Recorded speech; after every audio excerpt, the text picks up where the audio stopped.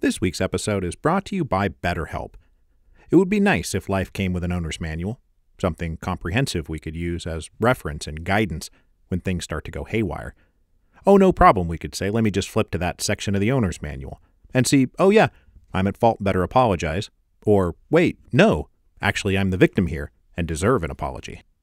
But even though that's not how any of this works, therapy is the next best thing to an owner's manual. Therapy helps us frame and talk through the problems in our lives so we can figure out exactly how to handle the latest batch of issues that have cropped up. As the world's largest therapy service, BetterHelp has matched 3 million people with professionally licensed and vetted therapists available 100% online. Plus, it's affordable. Just fill out a brief questionnaire to match with a therapist. If things aren't clicking, you can easily switch to a new therapist anytime. Couldn't be simpler. No waiting rooms, no traffic, no endless searching for the right therapist. Learn more and save 10% off your first month at betterhelp.com/revolutions. That's BetterHelp, HELP.com/revolutions. Hello, and welcome to Revolutions. Appendix 9, The Second Wave. As we've discussed over the last two appendices, when the first great revolutionary wave recedes, inherent divisions among the revolutionaries emerge. Those who find themselves in charge of the post-revolutionary government struggle to maintain cohesion. The disequilibrium of the later stages of the Ancien regime finds its counterpart in the disequilibrium of the early stages of the revolutionary regime. Things are still extremely fraught, and nothing at all is settled. The revolutionaries turned responsible agents of government must improvise on the fly a new set of political arrangements that will hopefully allow equilibrium to return to the society they've seized control of. And this is no easy task, because all the chaos balls bouncing around the later stages of the Ancien regime are still bouncing around in the early stages of the revolutionary regime. Plus, there are almost certainly shooting wars breaking out on multiple fronts. Achieving stability is an incredibly difficult task, and occasionally, it's impossible. Now, we know that divisions among the revolutionaries can open up on many fronts: religious, geographic, economic, and social class. But one of the most dependable splits is along temperamental and ideological lines. This is a split between moderates and radicals. Radicals cheered on the first revolutionary wave and now want it to advance further in bigger and bolder directions. Moderates cheered on the first revolutionary wave and now want to consolidate a few minimal gains before risking anything more, if indeed they even want to risk anything more. Chances are they are satisfied with the minimum gains and don't want the revolution to advance further at all. It usually happens that as the early stage revolutionary regime coalesces, moderates wind up in key positions of authority. If that government tries to put the brakes on the revolution, they will inevitably be criticized by more strident radical voices. If the conflict between radicals and moderates escalates, then the stage will be set for a second revolutionary wave, a more radical wave that sometimes succeeds and washes out the moderates, and other times breaks against the storm wall and is forced to fall back. Before we go on today, though, let's get our terminology down, because words like radical and moderate can take on all sorts of meanings in people's minds. The definition of these words shifts constantly depending on time period, geographic location, and political context. So, let's be clear about what we're talking about. Let's start with radicals and radicalism. I often find people misunderstanding one another about who or what should be called radical because we equivocate on the meaning of the word. Broadly speaking, we need to disentangle two types of radicalism: radicalism of means and radicalism of ends. Radicalism of means is a willingness to engage in any strategy or tactic that will achieve political objectives, whatever those objectives happen to be. A radical in this case is somebody who will ignore both the spirit and the letter of any custom, law, rule, or norm in the pursuit of their objectives. The ends justify the means. Radicalism of means is thus measured by a willingness to do things beyond the bounds of what we might consider normal ethical behavior. It involves a flexible imagination, single-minded clarity of purpose, and very few compunctions about doing things that other people might consider bad or wrong. If a radical of means is losing a chess match, they might win that match by bashing their opponent over the head with a chair. This is the tactical approach of a radical of means. This kind of radicalism can be deployed towards any objective. So conservatives, liberals, moderates, all of them have radical wings. So a radical conservative is absolutely a thing, even if the words themselves appear to be contradictory. A radical conservative is someone willing to go to any lengths and use any tactic in defense of the status quo. Now, the other type of radicalism is radicalism of ends. When we talk about ends here, we are talking about how much society will change from the present status quo. A conservative is somebody who wants things to change not at all or change very, very slowly. A moderate is willing to tolerate some change but not go too far or too fast. A radical, meanwhile, wants the complete reordering of society after an apocalyptic year zero. This total reordering of society is often premised on the destruction of old social and political institutions. The goal of such radicals is not remodeling the house, but tearing it down and building something new from the foundation up. Radicalism of ends is not limited to left-wing or progressive political actors. A religious fanatic might have the radical end of a theocracy. A nationalist might have the radical end of an ethnically pure society.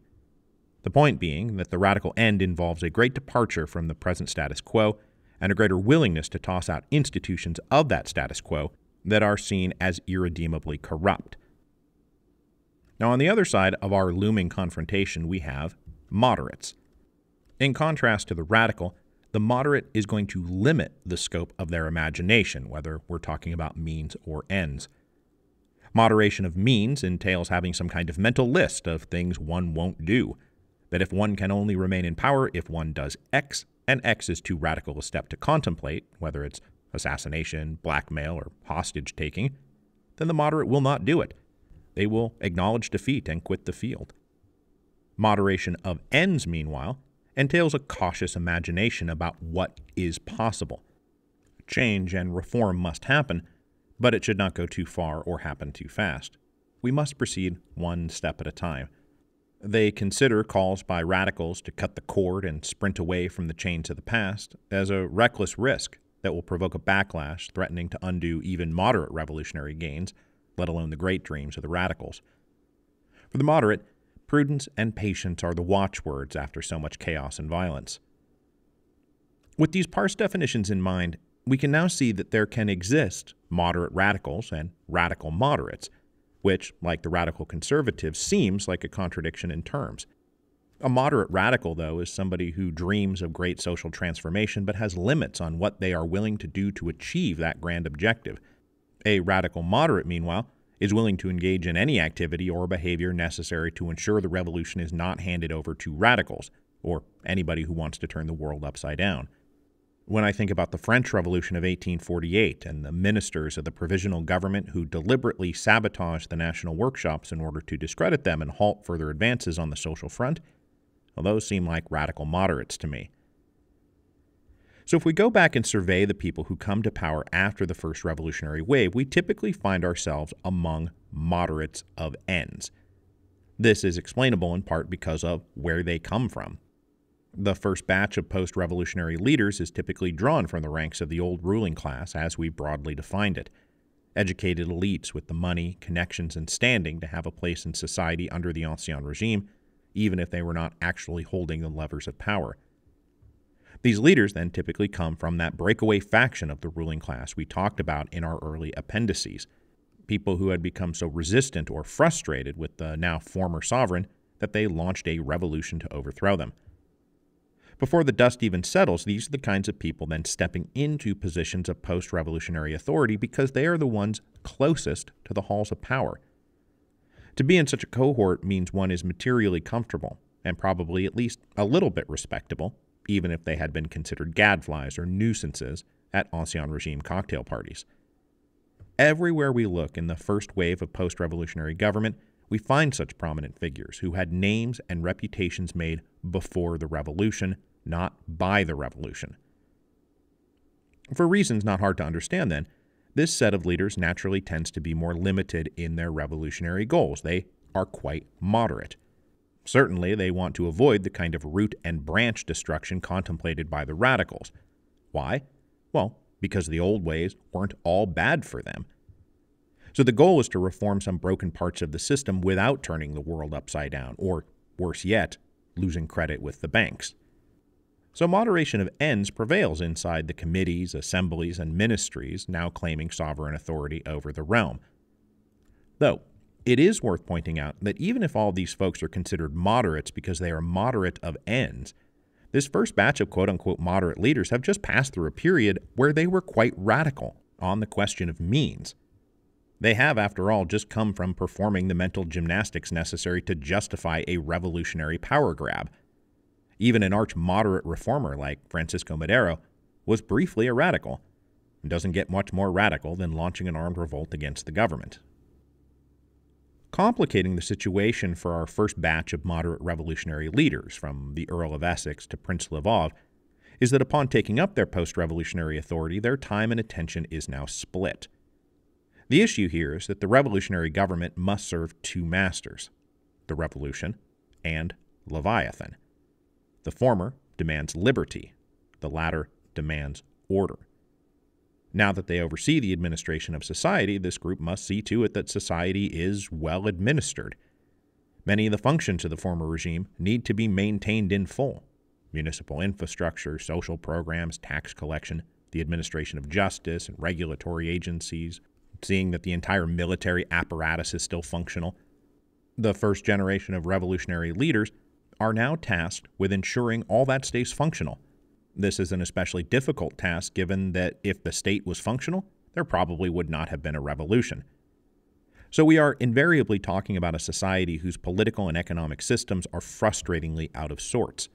Just trying to keep the lights on will consume an enormous amount of time and energy and take up most of the emotional and psychological bandwidth of our initial revolutionary leaders.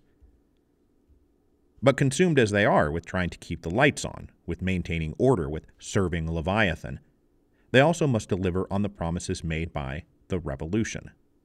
These are usually pretty simple promises: liberty, equality, bread, land, freedom.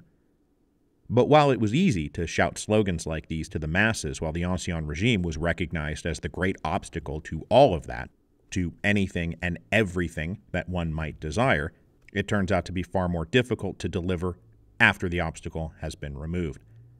As it turns out, it was never just about one of our great idiots standing in the way of all that is good and pure. There are lots of competing interests out there that must be considered when formulating policy. Lots of competing revolutionary interests. There is tension, after all, in the workers' cry for cheap bread and the peasants' demand for better prices for their grain. Peasant demands for redistribution of land will incur protests from major landowners who may have themselves been a part of the revolutionary coalition seeking liberty and might even consider breaking up their estates if they are adequately compensated. But adequate compensation means making demands of the peasants that might infringe on their conception of revolutionary liberty. Governing means making decisions. Making decisions means making enemies. And if one's decision-making tends to routinely give short shrift to the maximum revolutionary program, if it is consistently limited, cautious, and moderate, then the radicals are going to be among the enemies made. So what are some examples of this, of the moderate program of the first cohort of revolutionary leaders? Well, we can look at the English Civil War and see that parliamentary leaders coalesced around a few great lords, whose object in fighting the Civil War initially was simply to gain a bit of leverage over the king, maybe force him to take them on as ministers. But that was it. In the French Revolution, the moderates of the National Assembly eventually produced the Moderate Constitution of 1791, which no one was happy with, but which especially incensed radical voices who wanted to move in a far more republican, egalitarian, and democratic direction. In the Revolution of 1830, the Orleanists went into a room, locked the door, and revised the charter of government in the mildest way possible to avoid demands from young radicals in the streets to declare a republic. When Francisco Madero got himself declared president of Mexico, his first order of business was reconciling with old Porfirians and backing away from the demands made by the people who put him into power. In Russia, the first provisional government was composed almost entirely of conservative liberals whose only real objective was restoring some competence to the state apparatus and nothing more. In fact, they were terrified of anything more than that. And this takes us back to our old friend, frustration. Radicals who came out into the street, manned the barricades, joined citizen militias, expected their service and sacrifice to mean something. And instead, they open the newspaper each day to discover that the people that they have fought to elevate into power might not be interested in delivering on the promises of the revolution. And so frustration sets in. And just as they had vented their frustrations with the ancien regime, the radicals now begin to vent their frustration with the first cohort of moderate leaders. Now, radical frustration with the moderates is driven by a mix of true belief and self-interest. True belief is not something to be casually dismissed. Sometimes we find radical leaders like Danton or Lenin or whoever described merely in terms of Machiavellian calculation and self-interest. But radicals are often radicals for very simple reasons. It's because they believe in the radical program. They believe that the revolution will be a deed half done if it does not deliver on its full promise. So in the days, weeks, and months after the revolution, they are shocked and outraged and appalled by the scattered crumbs brushed down onto the floor by the moderates who claim sovereignty over the realm. Their frustration and anger and disappointment is then further exacerbated by fear, most especially fear of counter-revolution. And so while moderates may argue that the radicals will go too far and that will open the door for a backlash and counter-revolution, the radicals argue the opposite, that the very moderation of the moderates is what invites counter-revolution. Radicals are outraged and appalled at the lack of vigorous measures against enemies of the revolution. People who should be in prison or in exile are wandering around free.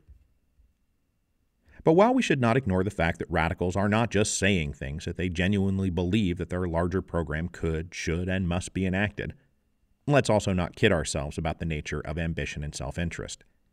Most of our radical leaders come from a lower social tier than the first cohort of leaders who stepped into positions of authority after the revolution. Had our radical leaders been richer or more important or more influential, they would probably already be in the halls of government right now. Radicals thus tend to come from the second tier of the educated and comfortable set of society. A lot of young lawyers and journalists and military officers.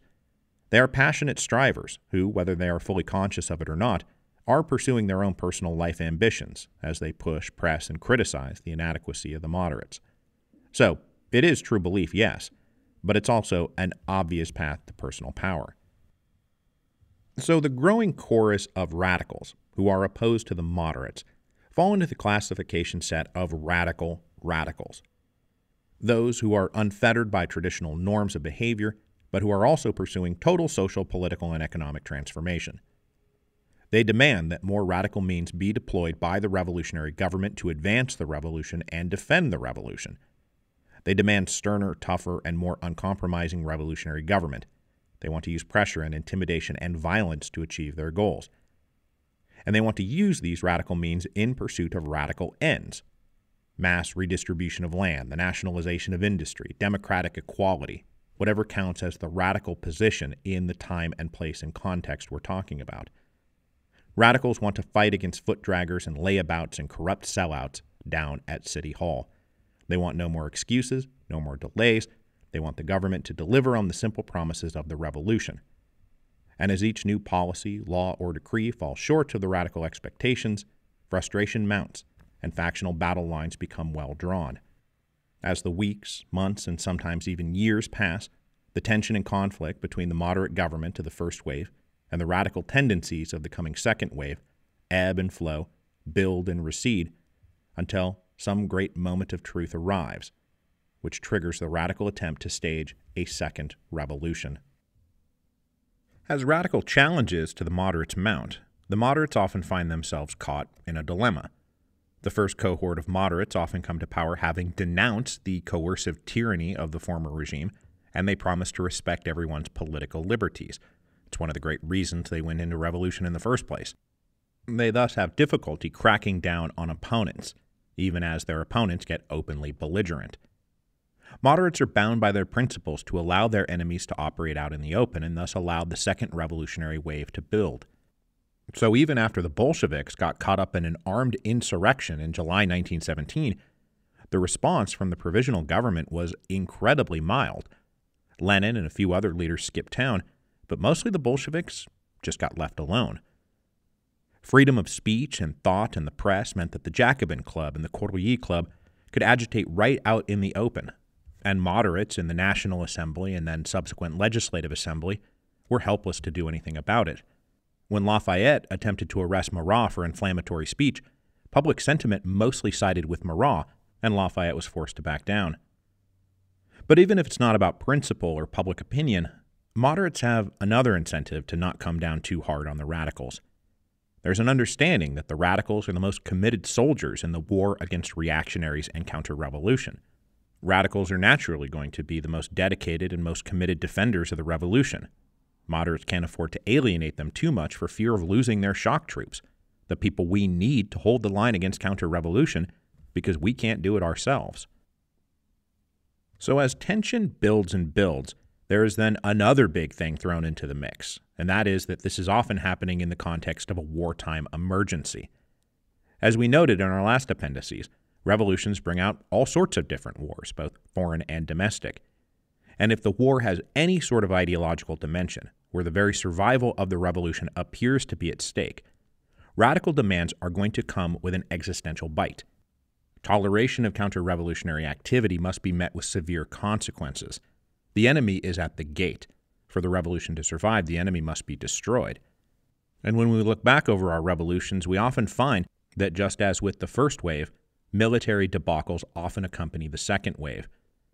We're talking here of things like the failures of the French armies in the spring of 1792, Kerensky's failed offensive in the summer of 1917. These failures discredit the moderates and get people's heads turning towards radical critics who promise to win the war and save the revolution, or, in the case of the Bolsheviks, end the war and save the revolution. Now, an interesting distinction between the first wave and the second wave of the revolution is that the second wave uprising is often planned in advance and launched according to a prearranged timetable. As we've seen, one of the great hallmarks of the first wave of the revolution is that it breaks out spontaneously. It's random. It catches everyone by surprise. Both revolutionaries and defenders of the Ancien regime scramble to respond to an event that nobody foresaw. But the second wave typically comes after a degree of planning. Arrangements are made, orders are given, a date is circled on the calendar. The second wave does not happen as a spontaneous reaction to some trigger, but because somebody decided that this is the moment we strike. So what are some examples of this? Well, obviously the French Revolution looms large. The French Revolution was defined by conflicts between quote-unquote moderates and quote-unquote radicals, whatever those terms happen to mean at any given time, as they did change meaning depending on whether we're talking about 1789, 1790, 1791, 1792, 1793, or 1794. But obviously, the great radical second wave was the insurrection of August 10th, 1792, an event which often goes by the name the Second Revolution. Total, and frankly justified, loss of faith in the king combined with the looming threat of Austria and Prussia led Danton and other Paris radicals to plan, organize, and stage a revolutionary insurrection. They gathered forces, they circled the date, and then they rang the tocsin at the appointed hour. This was also true in Russia in October 1917. The October Revolution was a planned and orchestrated assault on Kerensky's government, unlike the First Revolution, which followed the spontaneous activities of the women in Petrograd, who, it should be remembered, the Bolsheviks had told to stand down. Now, these two incredibly famous moments in revolutionary history also get us into the dynamic of the people who initially made the revolution eventually get thrown overboard by the revolution. And we'll get much more into the revolution eating its children next week, but the overthrow of the moderates by radicals indicates that there is presently a lot of activity in the kitchen. Now, August 1792 and October 1917 are the most famous radical second waves to hit a revolution. And because the French Revolution and the Russian Revolution are the two greatest and most influential revolutions in world history, we might think to ourselves that radicals rising up and overtaking moderates is just a thing that happens in the normal course of a revolution. But as often as not, this radical second wave manifests itself, but is then defeated by the moderates. That's what happened in all the subsequent French revolutions we talked about. After the Revolution of 1830, moderates took control of the French government to the increasing frustration and anger of young neo-Jacobin radicals in Paris. These radicals subsequently staged the June Rebellion of 1832, which was an attempt to revive the revolution and push France towards an egalitarian republic. This uprising was defeated by forces loyal to the moderates in a matter of days. Now, we often treat 1830 and 1832 as two separate historical events, but really, 1832 is best understood as the failed second wave of 1830. Similarly, the June Days Uprising of 1848 was launched against the moderates of the February Revolution, but instead of succeeding, it was beaten back down by those moderates. This is also a way to view the relationship between the moderates of the Third French Republic and the radicals of the Paris Commune. The Commune, like its radical predecessors, was crushed by the moderates. And we also saw this throughout Central Europe in 1848, as, for example, moderate German liberals rallied to put down the forces of the Heckers and Struves of the world. There are also times when such a second wave either does not materialize at all, or to the extent that the revolution is radicalized, it doesn't necessarily follow from the concerted action of any radical group. The American Revolution had radicals and moderates, but it's not like John Adams ever staged an armed coup to win the debate over independence. The Haitian Revolution radicalized as emancipation went from unthinkable to fact of life, but this just occurred inside a five-sided messy conflict rather than a binary struggle between moderates in power and radicals out of power trying to overthrow them.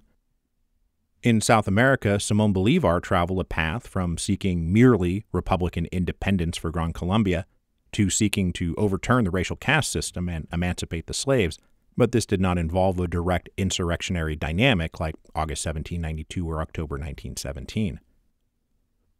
So as we talked about last week with the fact that there's always a restorationist wing of any revolutionary civil war, there's also going to be a radical faction inside of the revolution. That faction is always going to be present. They are always going to want to push further, and they would love to toss the moderate sellouts out on their butts. But they're not always going to have the forces or resources or luck necessary to carry that out. So the radical challenge will thus always manifest, but it can be beaten back. But other times, they very much do have the forces and resources and luck necessary to carry it out. And so next week, we will move on to the subsequent attempt to consolidate and settle the revolution once and for all. This typically involves crackdowns, purges, imprisonment, exile, and executions for those on the wrong side of the revolutionary government, whether it takes the form of a dramatic reign of terror carried out by victorious radicals, or more mundane repression by the state, because the moderates won their conflict with the radicals and now would very much like to restore order.